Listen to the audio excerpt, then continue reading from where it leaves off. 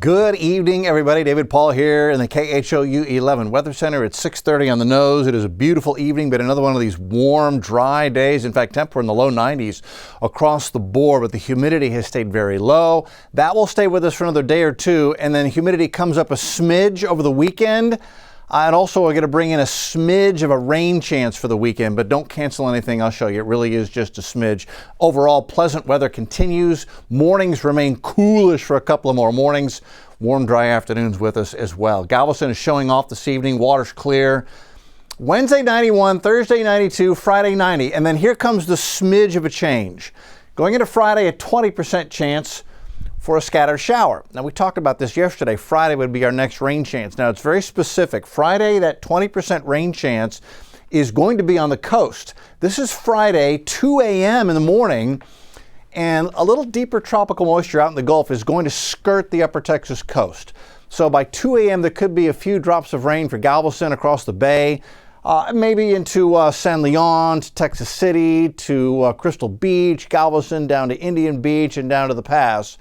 That's 2 a.m. Watch how this kind of slowly works its way down the coast, and maybe a few showers even inland into Brazoria and Matagorda County, Angleton, Alvin, Freeport, Brazosport, down to Matagorda Bay, the north side, by 11:30 Friday morning. So coastal showers are possible Friday morning. I think the inland areas stay dry. The models have been very consistent in just giving a little chance for these showers on the coast, but that'll be introducing our first rain chance in a while. It's a small one, but it's there.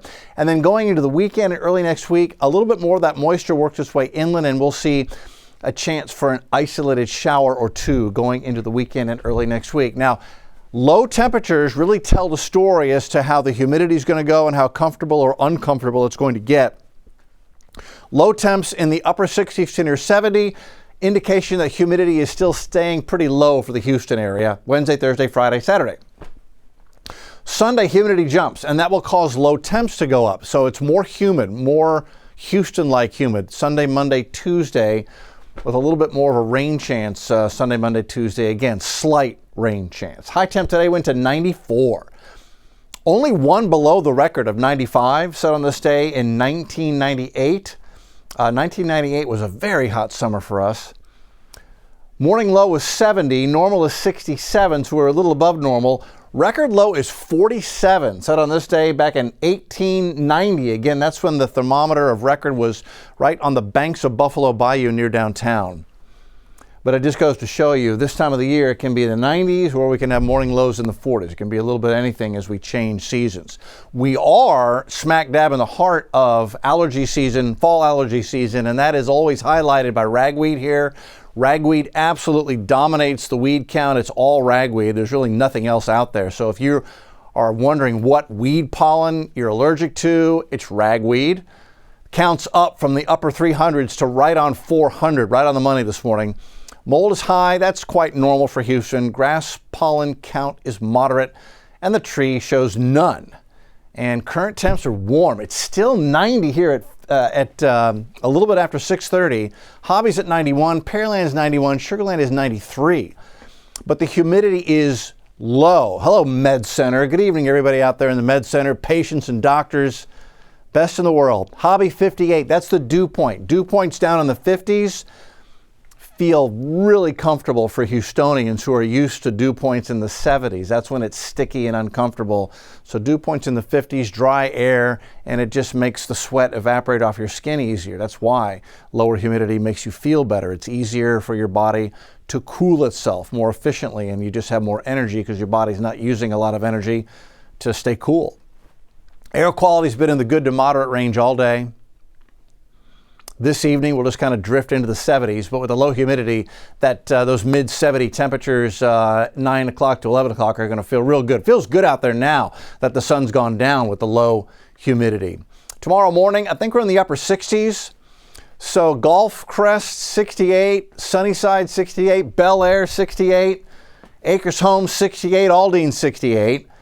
Maybe a little cooler, Cypress, 66, Tomball, 65 tomorrow morning, but North Shore, Channel View, Pasadena, all showing 68.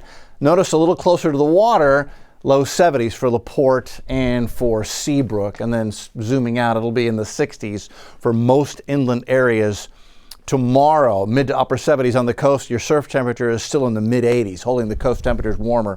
And then 91 Meyerland, 91 Darsdale, McCowan 91, 91 across the board on a warm, sunny, low humidity afternoon. Tropics.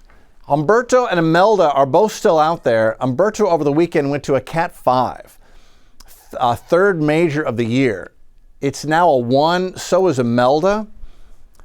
And they're both sitting here off the East Coast. So folks off the East Coast are officially nervous watching this, but they're breathing a sigh of relief as the forecast continues to take the storms up and away from the East Coast. There is a wave out here in the open Atlantic. I show it to you only to show you what else is going on out here. There's a tropical wave here, not showing any signs of development. Nothing in the Carib and the Gulf. Carib and the Gulf are just asleep. So nothing for us in Houston, we here in Houston, to worry about right now. There's Imelda, 85-mile-an-hour Cat 1 hurricane. There's Umberto, 80-mile-an-hour Cat 1 hurricane. And both, you can kind of see, they're beginning to make the move, pushing east. And that's where they're headed, off to the east. The reason they're doing that is because there is one vigorous upper-level trough right here. See that dip? This is the upper level wind flow. This is the wind flow up at 34,000 feet. So that trough, now these systems are interacting with that trough, and you can see the upper level flow is going that way. So it's no surprise that that trough combined with the flow around the high to the south and east of it, everything's going that way. So off they go. That's how we forecast those. And look at the troughiness that stays across the east half of the country. Temperature outlook, the 6th through the 10th, we stay in general above normal. Texas through the East Coast. And as we look at rainfall outlook, the 6th through the 10th of October, a little drier than normal near Houston, a little wetter than normal for the desert Southwest and the mountains.